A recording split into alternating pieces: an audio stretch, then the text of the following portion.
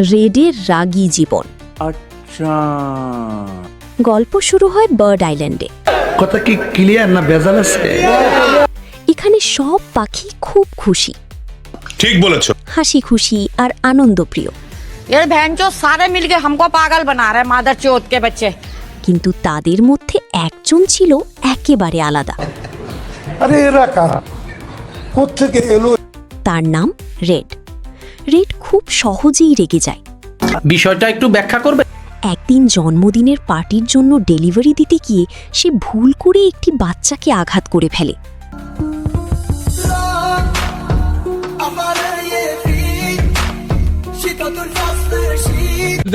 এই জ্বালাচ্ছ কেন? সবাই তাকে দোষী মনে করে। শাবাশ বেটা, বহুত বড়িয়া।